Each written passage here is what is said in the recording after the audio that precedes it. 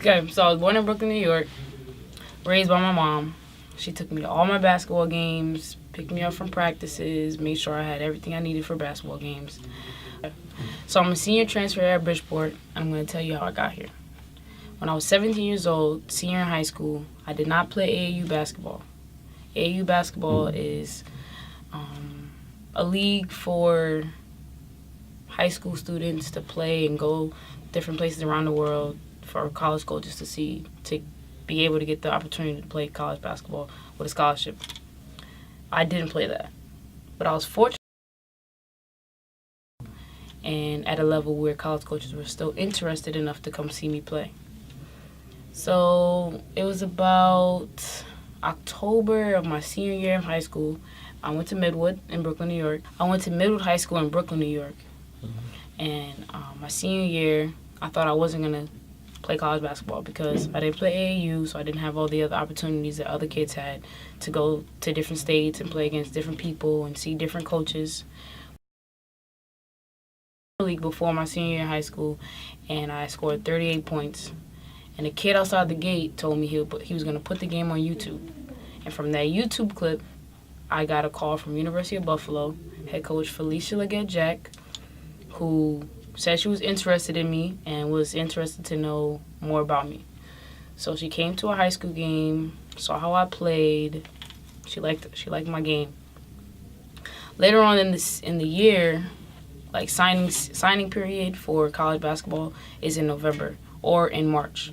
So I signed in November and didn't think I was going to get a scholarship because I didn't play AAU basketball. But I was fortunate for that little kid that one summer to post a video of me on YouTube, which got me to where I am now. Freshman year of college, I didn't play that much because there was a senior guard ahead of me who had more experience, lifted more weights than me. I was a lot skinnier, and college basketball is not like high school, so you need to be a little bit more fit when you go to college. Sadly, March of my freshman year, I tore my patella tendon, and it kind of stunted my ability to get better for the next season. So I had surgery in April, and I was out for the whole entire summer. I couldn't touch a basketball. I couldn't run.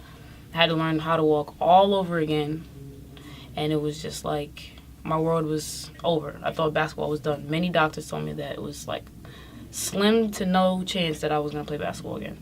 But I didn't give up. I still worked at it. I kept working out. And by my sophomore season, by September, October, I was ready to go. Now, the doctor told me I had 6 to 8 months, but I came back in 4.5 months. A patella tendon tear is what I have in my left knee, and it's an overuse injury on my patella tendon. So if you ever heard of tendonitis, it's just like a wear and tear at the tendon. It's like if you have a rock and a rubber band, and you take the rock and you keep rubbing at the rubber band until it basically pops. Mine hasn't popped yet, but there's a small hole in the tendon that's like the size of a dime. I had the surgery. I came back in 4.5 months. Doctors told me 6.5 months to 8 months. They told me I probably would never play again, but here I am. Sophomore season came, and I was super pumped, super ready to go. I started from November to December. I started all the games for my team because the senior guard was now graduated. Now it was my turn to show the coach what I was made of. My biggest game was against Duke. I had 15 points, and if you know, Duke is like one of the top women's basketball programs in the country. Shortly after, I had the same complication with my knee, and I was forced to have another surgery by another doctor because I was told that the first surgery the end results wasn't what it was supposed to be. I've had 2 knee surgeries. So freshman year I had knee surgery, and sophomore year I had knee surgery. So now I think I'm completely done with basketball. I almost quit the team. I went home a lot, see my mom because I felt homesick, and I didn't have anybody in Buffalo to really make me feel confident in what I wanted to do. So by my junior year, my knee was all good. No more complications, no more problems, and I was ready to play. So junior season comes around, and my coach recruits over me because I've had 2 knee surgeries, so she's not really confident in my play. And she recruited a girl from Australia to come over and play. So now, the little confidence that I did build over the summer for my junior year has now decreased because now I feel like she has no hope in me and I have no value on the team. So I told my mom there's no point in me staying there because if I stayed there, I would just be a bench player, and I know I'm better than being on the bench.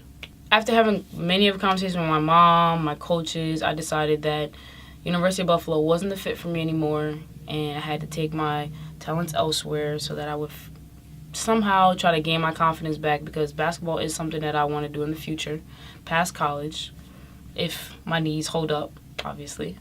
But, so I transferred to University of Bridgeport on a full scholarship as well. Yes, University of Buffalo was D1 and this is D2, but the division in my head does not matter. What matters is how you go on the court, what you leave on the court, and it's all about your love for the game, in my opinion.